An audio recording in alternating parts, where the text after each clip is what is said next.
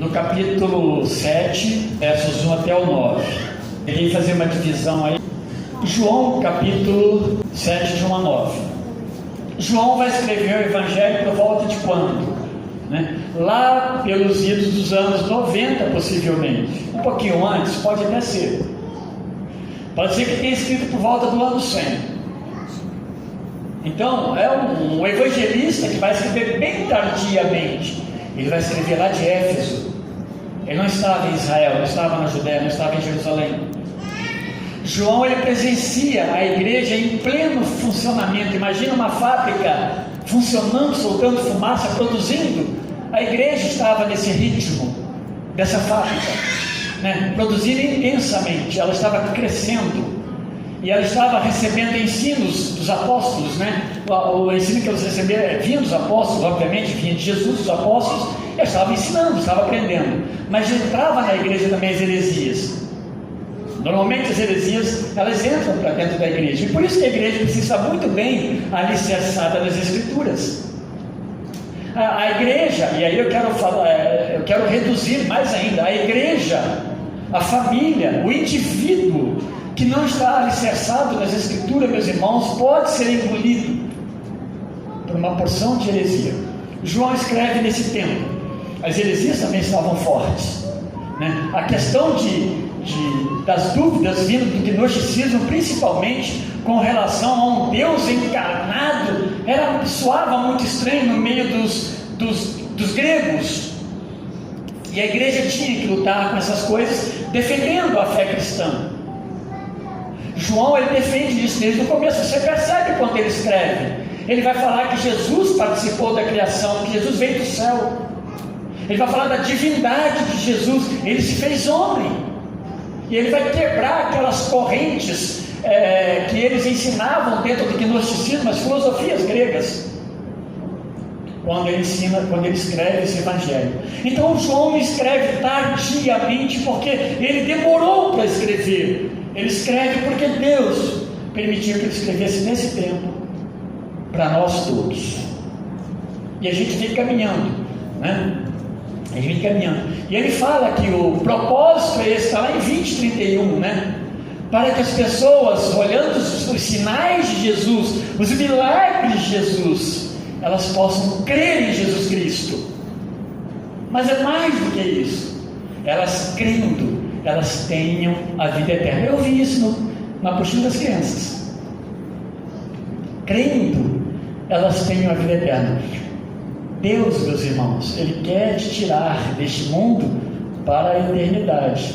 Eu não estou querendo dizer com isso que você deve morrer rápido, não. Mas você precisa partir com Jesus. Sem Jesus não há alegria eterna. Capítulo 7, então, dos versos 1 ao 9, diz assim: passadas essas coisas, Jesus andava pela Galileia, porque não desejava percorrer a Judéia, visto que os judeus procuravam matá-lo. Ora, a festa dos judeus, chamada de festa dos tabernáculos ou festa das cabanas, estava próxima. Dirigiram-se, pois, a ele os seus irmãos e lhe disseram: deixa este lugar e vai para a Judéia, para que também os teus discípulos vejam as obras que fazes. Porque ninguém há que procure ser conhecido em público, e contudo realize os seus feitos em oculto.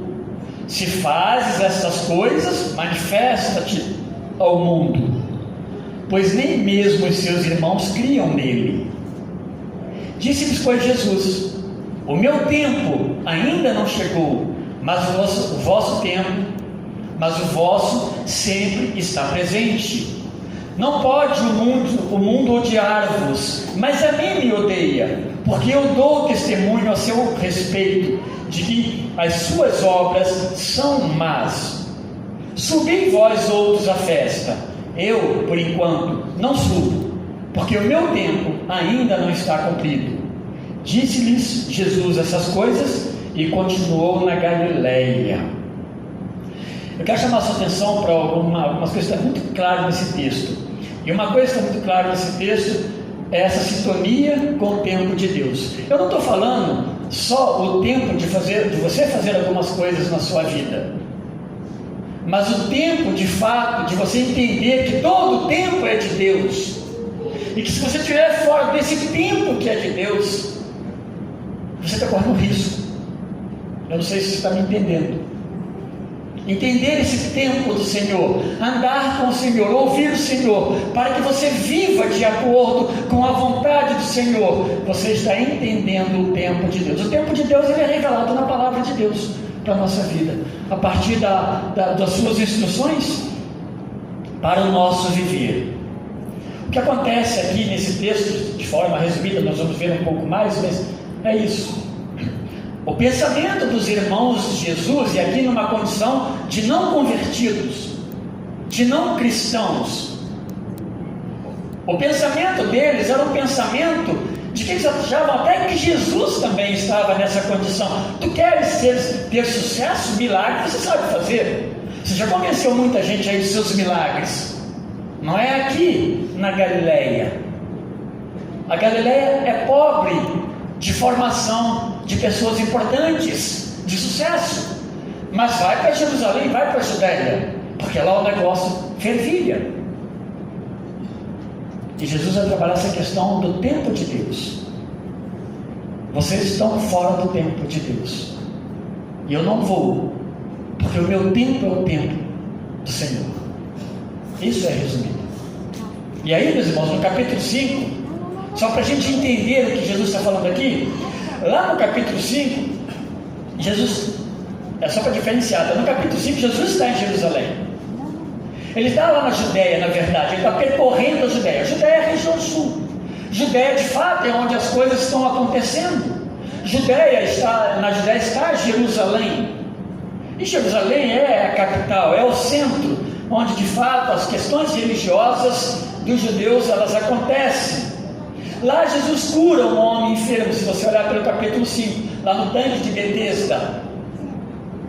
A cura daquele homem, meus irmãos, ela ocorre no dia de sábado. Então, somado a essa cura no dia de sábado, que Jesus também disse para aqueles homens que ouviram ele, os líderes dos judeus, Jesus disse para eles que ele é filho de Deus. É isso que Jesus fala lá, eu sou filho de Deus. Mas Jesus não fala só isso, ele diz ainda que como filho de Deus, ele também é igual ao Pai. E aí, meus irmãos, isso custou um levantamento de ódio contra Jesus, e desejavam matá-los. Se pegar o 5,18 especificamente, lá está falando disso, que eles desejavam matar Jesus. Isso em Jerusalém, ali na região da Judéia. Quando chega no capítulo 6, Jesus sai de Jerusalém, ele vai para Galileia, e ele começa a trabalhar, a evangelizar na região da Galileia, bem mais ao norte. A gente percebe que Jesus andou muito para cima, para baixo, para os lados. Muitas pessoas seguem Jesus ali na Galileia, e ali acontece milagre também, milagre da multiplicação dos 5 pães e 2 peixinhos, coisa maravilhosa. Eles desejavam, quando eles viram aquele milagre de Jesus, se você pegar o 6, 14 e 15, vai perceber que eles desejaram fazer de Jesus o rei deles. Vamos fazer um rei, por quê? Porque esse homem, ele pode nos ajudar politicamente, ele pode nos defender e nos libertar, e nos liberar do domínio de Roma. Ele pode também cuidar das nossas questões sociais, porque ele multiplicou os pães e alimentou mais de 5.000 homens. Esse homem tem alguma coisa, e quem sabe ele não é o profeta que Moisés falou lá atrás, Deuteronômio. É esse homem. E eles foram atrás de Jesus, Jesus se desviou deles. Jesus sabia que também não era o tempo deles, né? Fazer o que eles querem, porque os homens procuram sustentos. Os homens fazem as suas agendas, muitas vezes não é o tempo de Deus. Então, meus irmãos, essas mesmas pessoas que andaram atrás dele, que que foram chamados lá de discípulos. Eu lembro que na pregação que eu fiz no final do capítulo 5, ele estava falando que para os dois grupos, tanto dos discípulos mais próximos, aqueles 12, quanto aqueles milhares de outros, todos estavam na categoria de discípulos. O que vai acontecer é que no finalzinho ali, eles olham e não desejam mais seguir a Jesus Cristo.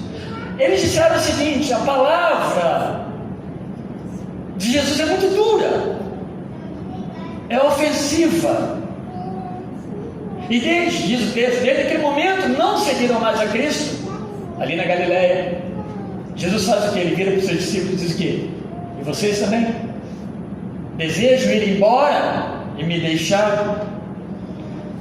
Porventura quereis também vós retirar-vos, vós outros? Respondeu Simão Pedro. O que ele fala?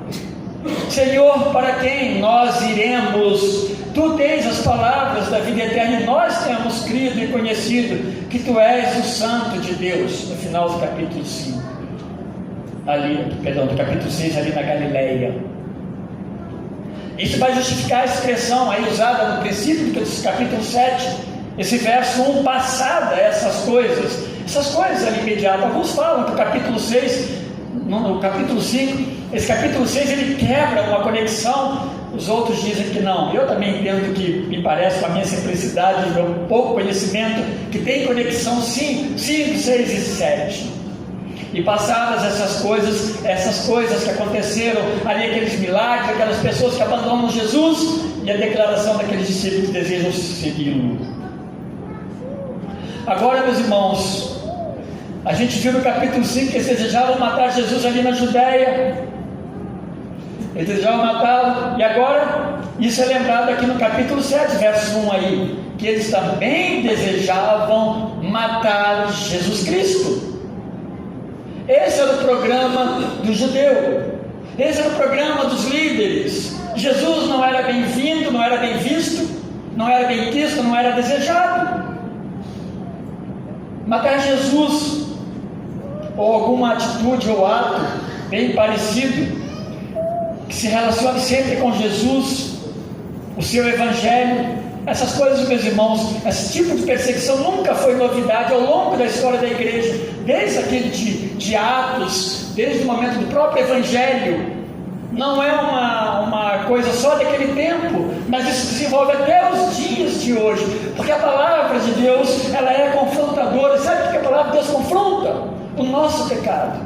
Isso mexe com o homem, isso irrita o homem, isso deixa o homem extremamente raivoso, desejoso de uma vingança contra Deus.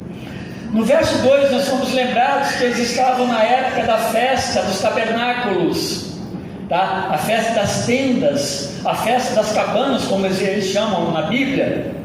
E ela acontecia, meus irmãos, como tantas outras ou diversas outras festas lá em Jerusalém. O povo judeu tinha umas festas bem comuns, e eles iam, e eles tinham que estar presentes nessa festa. Na verdade, eles acostumavam. A festa das cabanas eram montados, com ramos, na verdade, aqueles não sei se é ramos de palmeira, aquelas folhas de palmeira tão grandes. Eles colocavam-se das lajes das casas, montavam cabana em cima das lajes das casas, montavam cabana nas ruas, porque tinha um sentido para isso.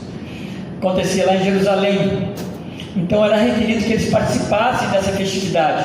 O Flávio Joséfo, que é um historiador bem conhecido do tempo de Jesus Cristo, ele descreve como a mais popular, a mais concorrida de todas as festas, essa das cabanas, até mais do que a própria Páscoa judaica, aí em Jerusalém. Ela estava associada, meus irmãos, à festa de ações de graça pela colheita de uvas e pela colheita de azeitonas. É bem específico por causa do tempo, da época em que ela acontecia. Eram esses os produtos que eram colhidos na roça. Então eles celebravam isso lá.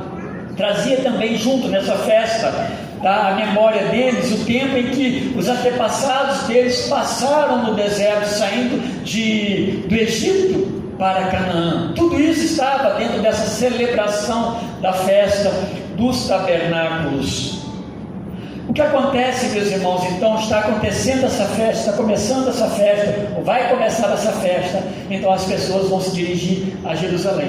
Vocês lembram o Salmo dos Degraus, né? O pastor Fábio trouxe para nós aqui, todo ele, mas são aqueles salmos que eles são diretamente relacionados com a ida a Jerusalém para adorar, para festejar, para cultuar a Deus. A festa dos tabernáculos é um desses momentos que o povo subia de todas as regiões de Israel para Jerusalém, porque lá as coisas aconteciam, né?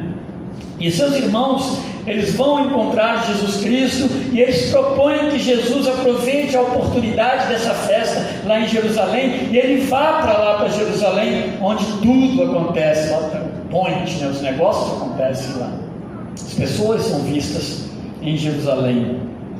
Haverá lá então a possibilidade que Jesus seja projetado para o mundo e ele fique famoso, porque essa é a colocação que eles fazem aí. Ninguém que quer aparecer, ser projetado, vai ficar aqui oculto, quietinho aqui na região da Galileia, Nazaré, cidades pequeninas sem projeções. É isso. Na visão daqueles homens, dos irmãos de Jesus, com relação a Jesus, o que Jesus estava fazendo precisava ser visto, para que ele tenha seguidor. Você está pensando agora no que eu estou pensando? Você é um seguidor de Jesus? Por que você segue Jesus então? É uma pergunta que deve fazer. João Calvino, na leitura desse texto aí específico, ele chega a crer que os irmãos de Jesus acusavam o próprio Jesus de certa ambição, atitude indesejável na religiosidade judaica, né? Jesus ambicioso, é assim mesmo, bem como Jesus insensato, por não procurar aparecer publicamente. Duas coisas terríveis que na verdade não descrevem quem é Jesus, o caráter de Cristo. Por outro lado, as Escrituras não descrevem a Galileia, onde Jesus estava, como um centro produtor de pessoas que se projetam, pessoas que ficam famosas, né? Inclusive, meus irmãos, não era comum esperar que saísse dessa região da Galileia grande líder de projeção nacional, como eu falei no começo.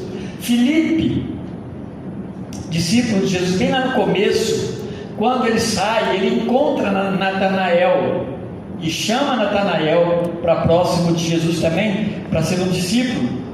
E ele diz para Natanael: olha, nós encontramos, né, o profeta que Moisés anunciou. Filipe estava contente. Nós encontramos o profeta anunciado e falado lá atrás por Moisés. O que Natanael responde para Filipe naquele contexto ali? João 1,46. De Nazaré, que é a região ali da Galileia, né, pode sair alguma coisa boa? Essa era a fama da região onde ele estava. E esse verso 4, então, eles deixam ainda mais explícitos pensamentos em relação a Jesus. Eles dizem assim: se queres, eu estou fazendo aqui uma paráfrase, se queres ser conhecido, não podes ficar em oculto, mas ser público, causar um impacto lá na capital. É isso que eles estão falando para Jesus Cristo. Precisa fazer uma demonstração de quem você é e o que você faz. E aqui não é o lugar melhor. Tem um lugar mais certo para isso? Sobe para a festa dos tabernáculos e lá estará um grande povo, uma grande multidão, onde você certamente será conhecido. Se a gente fizer uma analogia, nós podemos perceber que essa é uma visão distorcida, obviamente, mas contudo, meus irmãos, também é uma visão muito aceita no meio evangélico, de um Cristo, de certa forma, um Cristo de sucesso. Às vezes as pessoas gostam de pregar esse Cristo de sucesso, e pelo sucesso da igreja. E que tipo de sucesso? Que tipo de sucesso que essa igreja tem? Mas essa forma de medir o Cristo e a igreja, e os resultados da igreja. Cristo de sucesso que faz dos seus seguidores pessoas também de sucesso. As medições, meus irmãos, então passam pelo crivo de crescimento numérico, isso não é errado, tá? Mas especificamente isso, e sucesso pessoal, sucesso social de indivíduos e de igreja, são medições erradas, porque Cristo não trabalha dessa forma. São coisas, crescimento é importante, faz parte da natureza da igreja, porque ela é um organismo vivo, ela cresce, mas não é um medidor de sucesso simplesmente o crescimento por si só. As bênçãos materiais que uma igreja possui, seus prédios, isso, as coisas, eles não são um medidor de que Cristo está à frente disso e essa coisa está dando certo, de forma alguma. Precisamos ser bem bíblicos e cuidadosos. Mas, meus irmãos, essas coisas isoladas, então, elas não caracterizam um cristão e nem igreja saudável. Nós vemos qualquer dos 4 evangelhos, que você já leu também mais de uma vez, e qualquer um de nós perceberá que será de fato em Jerusalém que Jesus vai se revelar ao mundo. É verdade. Vai ser em Jerusalém que ele vai se revelar ao mundo, mas não de maneira espetacular, como aqueles irmãos de Jesus desejavam e falavam para ele. Não é? Vai ser em Jerusalém, mas não dessa maneira que seus irmãos queriam, mas vai ser dramático. O que vai acontecer em Jerusalém, e num dia, né, numa véspera de festa também, que é a Páscoa, vai ser algo, meus irmãos, dramático, vergonhoso, a vergonha da cruz, a mesma cruz, através da qual, de fato, ele vai atrair todos a si. Perdão, lá em Mateus, um pouco mais atrás, e eu, quando for levantado da terra, que é a ideia de crucificação e depois ressurreição, atrairei todos a mim. A cruz pela qual então torna-se o Salvador do mundo. Isso não é um espetáculo muito bom, muito agradável em termos de bem-estar. Não, é morte. Paulo leu para nós aqui o sacrifício da cruz. E por isso nós participamos da ceia, quando nós olhamos e memorizamos isso e trazemos à nossa memória também tudo isso. A expectativa de um Cristo e uma igreja triunfalista, ela afasta os seus seguidores da verdade do Evangelho.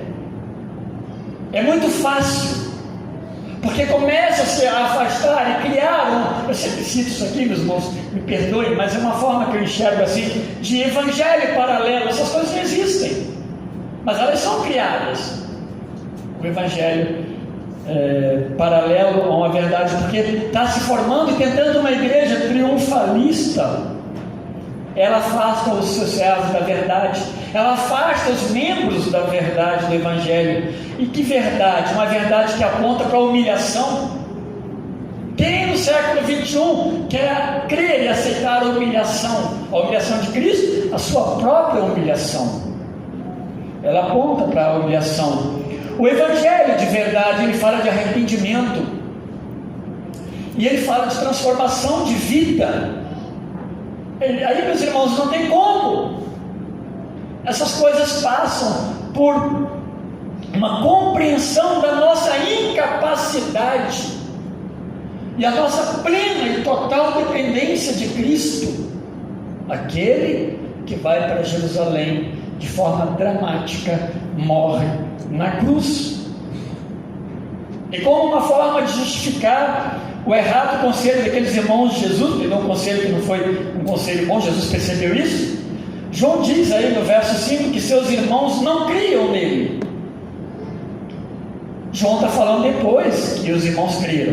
Você sabe que João escreveu lá de 80 para lá, mas ele faz essa correção, ele faz esse ajuste aí, porque os seus irmãos não criam em Jesus Cristo. Isso é uma verdade, meus irmãos.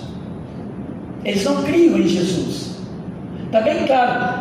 Eu não notei aqui não, mas João vai descrever, meus caras, João não, vamos pensar mais lá na frente. Os irmãos de Jesus, eles vão seguindo toda uma tradição judaica, um ensino judaico, eles crescem nisso. Mas até o ponto em que eles são confrontados, e principalmente Tiago, com a ressurreição. Tiago viu Cristo ressurreto.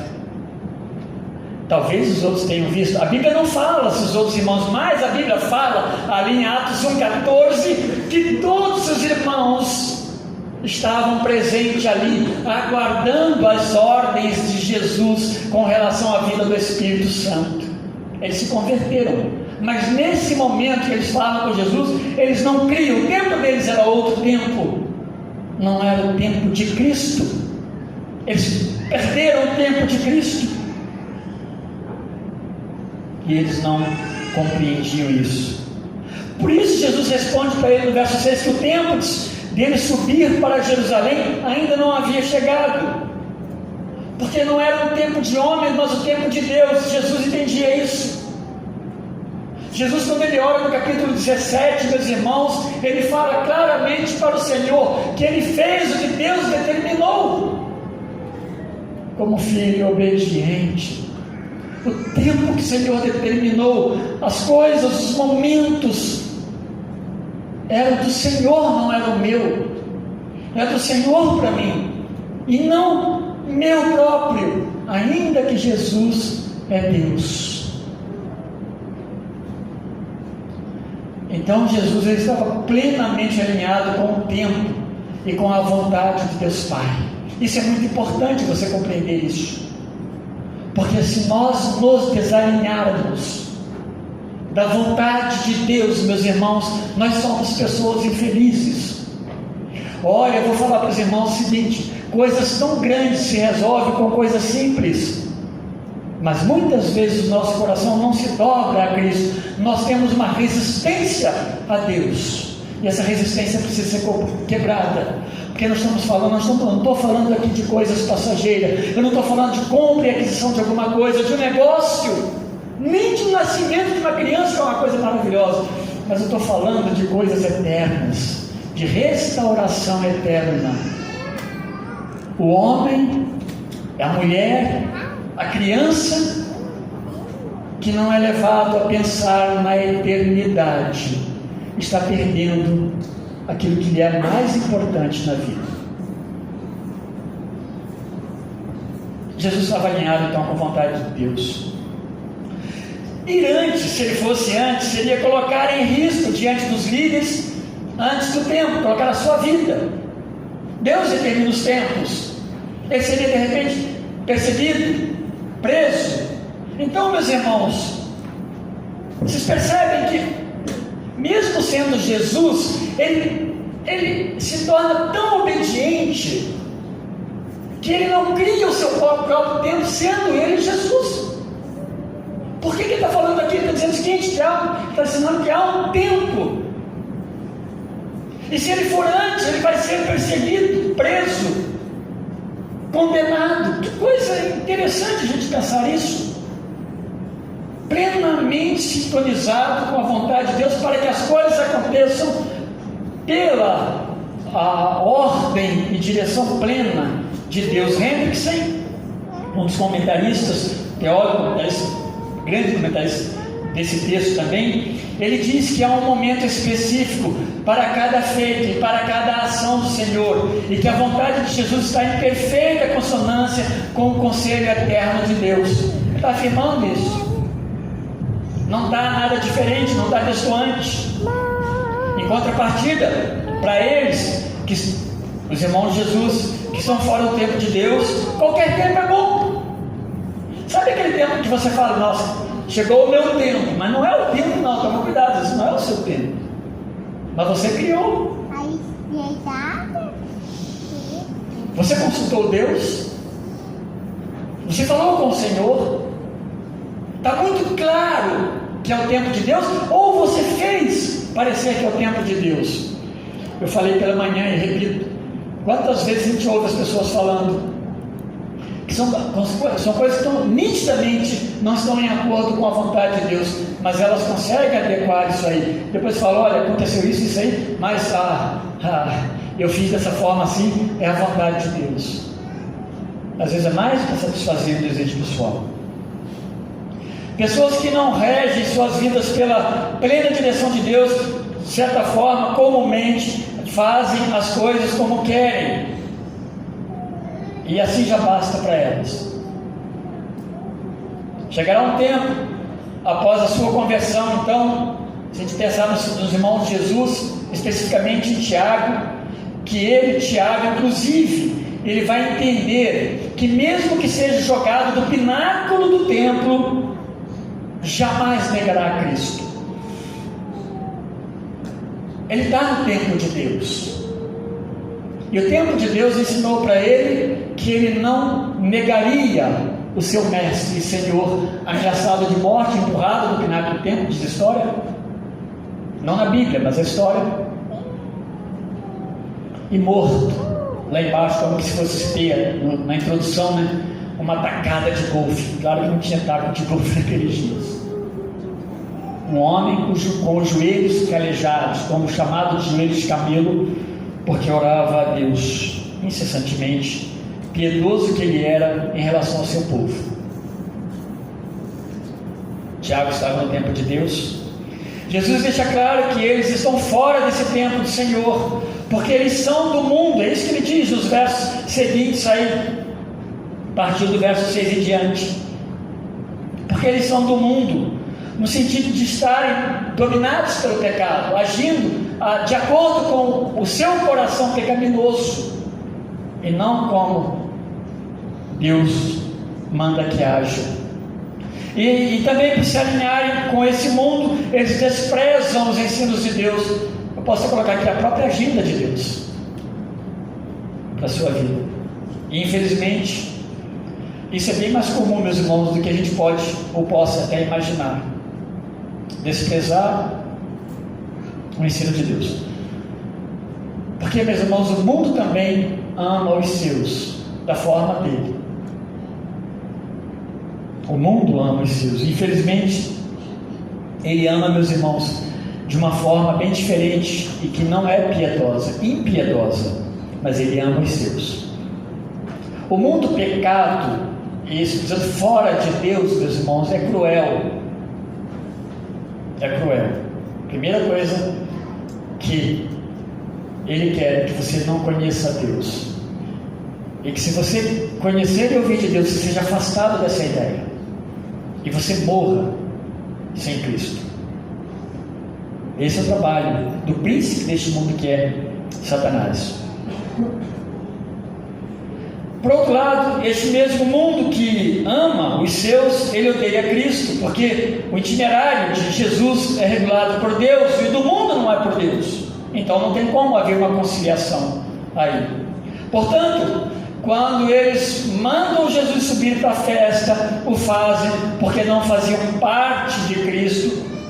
E Jesus não vai, porque a sua vida é regulada pelas ordenanças do Senhor. Há uma diferença. Agora aprendamos isso. Muitas vezes a gente vai ter que dizer não para algo que todo mundo disse sim, porque o seu itinerário é regido por Deus, é determinado por Deus. O seu mapa não é o seu mapa, é o mapa de Deus. Eu digo para você que isso é bom. É bom que seja assim.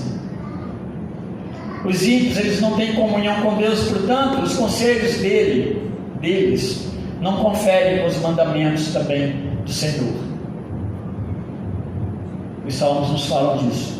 Como servos de Deus, então, meus irmãos, a gente vive num mundo que não simpatiza com esses ensinos de Deus, esses ensinos éticos, os ensinos morais de Deus,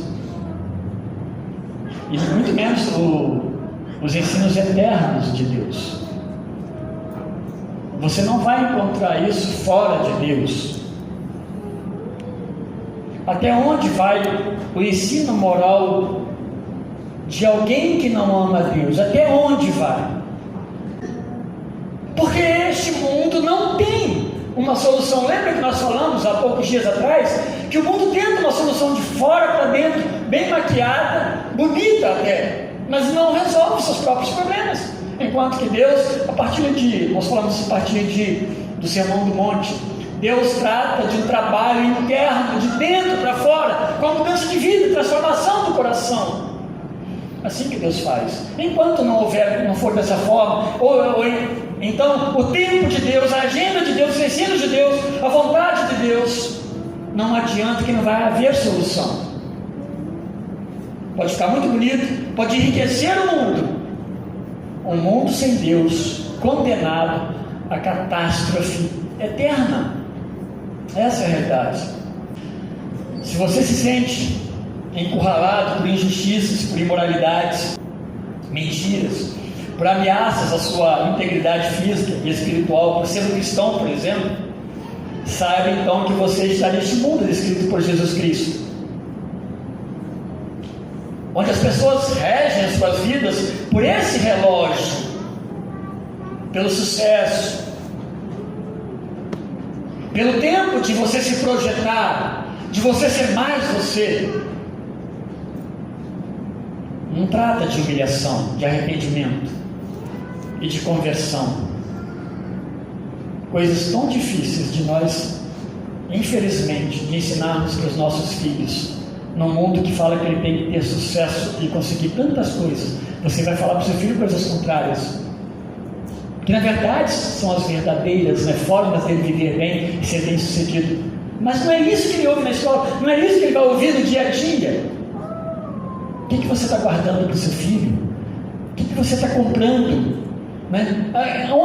Como ele vai se formar e o que ele vai se formar? Coisas interessantes, boas. Mas sem a essência da palavra de Deus, do ensino do Evangelho, essas coisas, elas se perdem. O que vai ser deles eternamente? Questão que a eternidade joga para depois, né? Deixa para lá. Depois Deus resolve, e com certeza Ele vai resolver, sim. Esse é o mundo descrito aqui por Jesus, onde os irmãos dele estavam e faziam parte. A gente vê esse texto. Mas para você, meu querido, se ainda não foi, precisa ser removido desse mundo. E essa palavra que eu quero deixar. E só quem pode tirar dessa condição é Jesus. E não tem como isso acontecer se não for pelo seu arrependimento, por sua entrega de vida a Jesus, por seu reconhecimento de que Ele é o Senhor de sua vida, e por ser Senhor, Ele vai ser dono do seu tempo. As coisas que você vai fazer não é mais as coisas que você vai fazer, mas que Deus deseja que você faça e proceda. Pode parecer difícil quando nós não amamos a Deus, mas quando amamos a Deus, se torna simples, porque o Senhor faz isso em nós e por nós. No mundo não é o seu lugar. O seu lugar é com Jesus Cristo. Que seu tempo não seja como o tempo dos irmãos de Jesus naquele momento. Um tempo que qualquer tempo serve. É isso que Jesus falou. Qualquer tempo serve. Qualquer tempo está bom. Mas não. Seu tempo precisa ser o tempo de Jesus, que é o tempo de Deus. Não é qualquer tempo. É o tempo dele. Deus nos abençoe, Deus nos ensine, Deus nos ajude, meus irmãos, a nós compreendermos. E você que está aqui nessa noite, compreenda isso. Coloque sua vida plenamente nas mãos de Deus, para que Deus te salve em tempo, de você poder partir com alegria um dia, eternamente, encontrar-se com Jesus, novo céu e nova terra.